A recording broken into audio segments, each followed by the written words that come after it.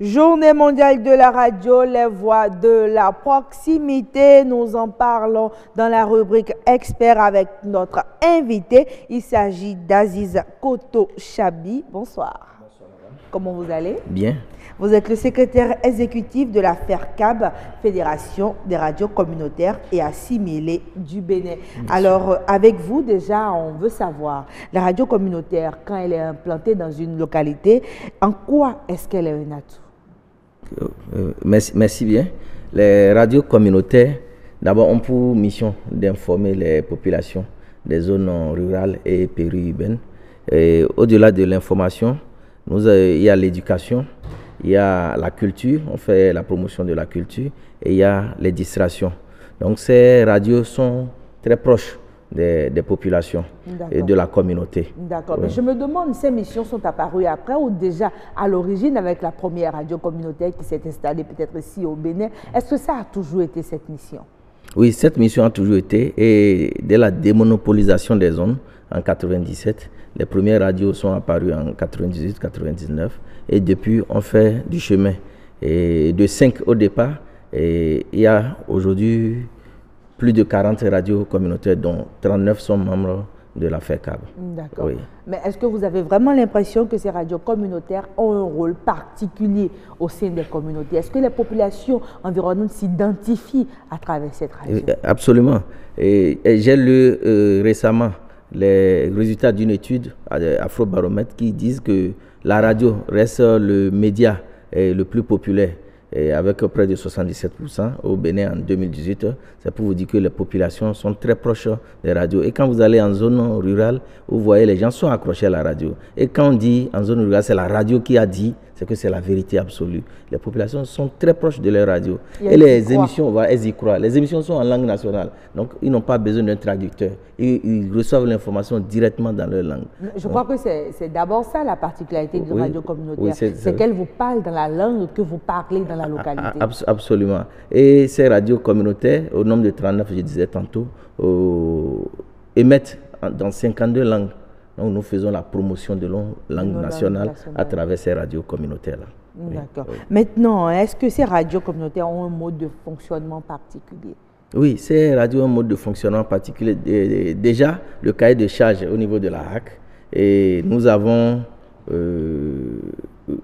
seulement 20% de publicité. Ça veut dire que c'est des radios qui ne font pas la publicité, c'est des radios non commerciales. Et l'autre particularité, comme on le disait tantôt, la plupart des émissions, notre grille de programme, c'est en langue nationale. Donc il y a ces spécificités-là. Et il y a également la mobilisation sociale. La plupart de ces radios sont créées et gérées par les communautés. Donc il y a un conseil d'administration que la communauté met en place et qui gère. Maintenant, il y a un opérationnel, c'est-à-dire un directeur qui est là, qui coordonne les activités, qui gère la radio. D'accord. Ouais. Maintenant, au sein des communautés, au niveau des populations, comment est-ce que ces radios-là sont accompagnées et accueillies? Oui, ces radios sont fortement accompagnées, fortement soutenues.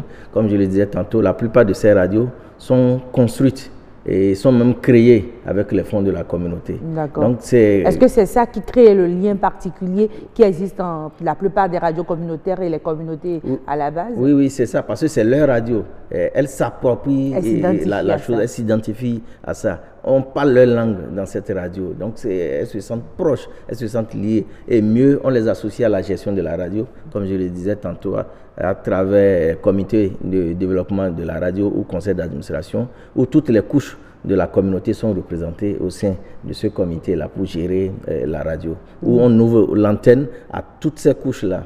On n'a pas besoin que vous soyez lettré avant de pouvoir vous exprimer à la radio. De vous exprimer à la radio. Ouais. Mais je me demande dans les sujets, les différents sujets au niveau de la ligne éditoriale de ces radios communautaires-là, est-ce qu'il n'y a pas de sujet tabou, on parle de tout, ou il y a des sujets particuliers qui vous intéressent?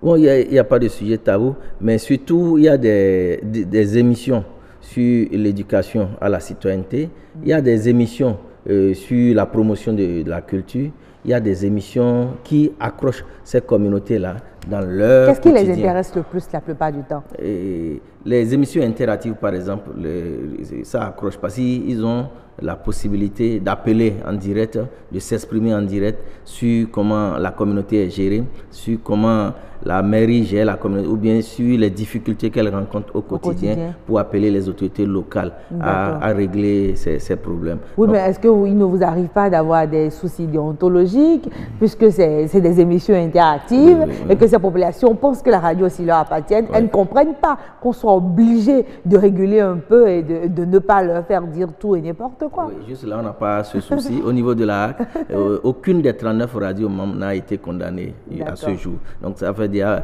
certaines de ces radios ont 20 ans d'âge, mais aucune radio n'a encore été condamnée par la HAC. C'est-à-dire qu'on respecte scrupuleusement la déontologie. Et quand les gens appellent également, on essaie de les coacher pour qu'elles n'aillent pas au-delà de ce qu'il faut dire sur une antenne, surtout en direct.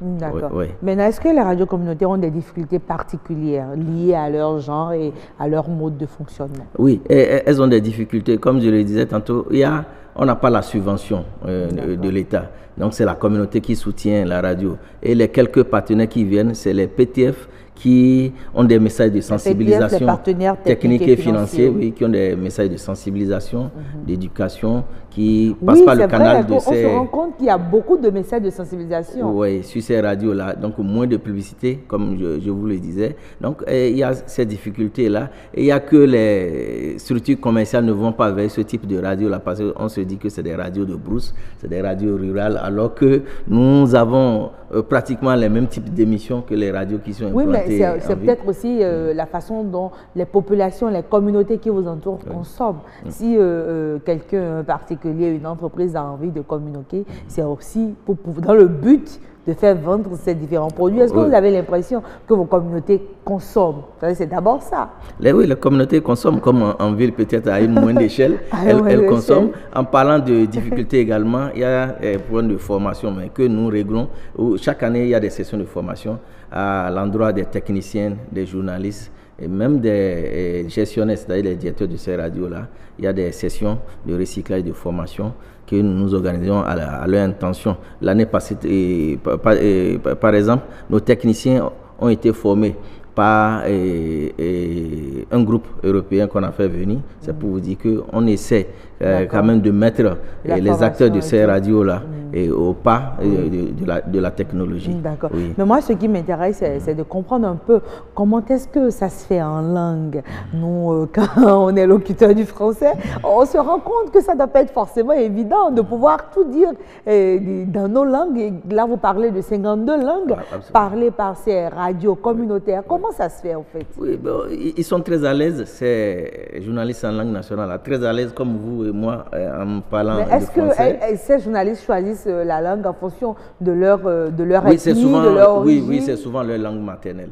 Et c'est des gens qui roulent très bien le patois, qui dans la communauté s'expriment très bien dans la langue. Et quand les auditeurs écoutent ça, ils se retrouvent à travers eux. Ce n'est pas souvent des gens nantis de grands diplômes. Mais c'est des gens qui... Donc, ils peuvent ne pas être journalistes à la base. Oui, c'est des gens qui maîtrisent très bien la langue, mais qui ont quelques rudiments de journalistes et on les aide à pouvoir animer des émissions. Parce que l'essentiel, c'est qu'on puisse traduire intégralement en langue nationale ce qui se fait en français au niveau de ces radios-là. D'accord, mais pour ça, il faut déjà comprendre le français. Oui. Non, la plupart ont déjà un niveau, en français qui leur permet de traduire ces émissions-là, de reprendre ces émissions dans leur langue. Alors, vous vous exprimez dans quelle langue sur les radios communautaires?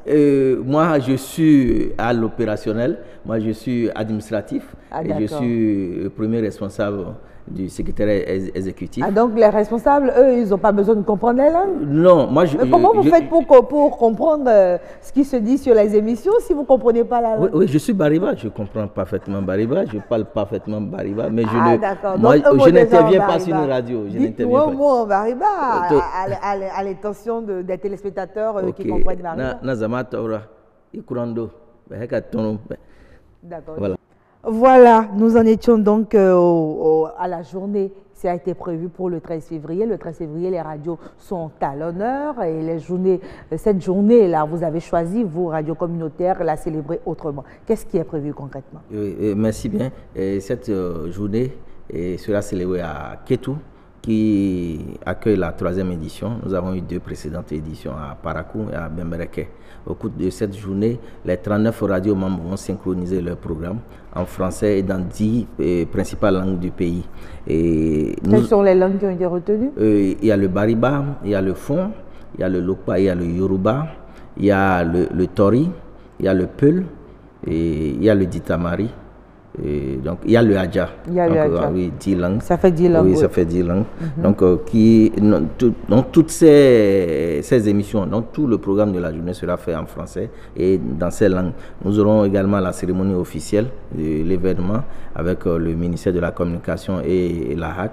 Et nos hôtes qui viennent d'ailleurs, qui seront là. D'accord. Quand vous parlez d'hôtes, c'est des confrères qui viennent des pays de la sous-région? Oui, c'est des confrères qui viennent de la sous-région, c'est des fêtières des radios de proximité de la Côte d'Ivoire, du Burkina Faso, du Niger, du Sénégal, qui sont très intéressés par ce que nous faisons au cours de cette synchronisation-là et qui veulent s'inspirer de notre expérience pour aller dupliquer ça chez eux. D'accord, mais est-ce que c'est la première fois que ça se fait? Non, l'année dernière déjà, à Bembereke, nous avons synchronisé. En ce moment, on était 37 radios membres, on est passé à 39. Est-ce qu'il y a eu des difficultés ou ça a pu se faire techniquement parlant? Oui, non, pas tellement, mais c'est parce que nous utilisons deux méthodes. Nous avons l'Internet, où les radios captent leurs consoeurs par le biais de Internet, soit sur leur site web ou la page Facebook. Et il y a le bout à bout, c'est-à-dire les radios proches qui peuvent se capter entre elles. Mais quand elles sont éloignées, c'est compliqué. Quand elles sont éloignées, on utilise l'Internet pour pouvoir capter les radios qui émettent. Et vous voyez, par exemple, c'est des occasions pour parler par exemple des endémies. Quand je prends le ministère de la Santé qui utilise ce canal par exemple durant toute la journée dans différentes langues à travers tout le pays, par celui qui a Tangueta, qui a Lalo, qui a le même message. Et il y a le virus là, ça actuellement par exemple, donc vous voyez la portée. Vous voyez par exemple les mesures sociales contenues dans la loi des finances, le budget 2019. C'est des occasions comme ça pour parler aux communautés, pour leur dire ce genre, pour passer ce genre de message. Merci Aziz Koto Chabi. Nous rappelons que vous êtes le secrétaire exécutif de la FERCAB, Fédération des radios communautaires et assimilées du Bénin. Et avec vous, nous nous sommes intéressés à la journée mondiale de la radio et nous avons parlé des voix de proximité. Que sont ces radios communautaires? C'est terminé.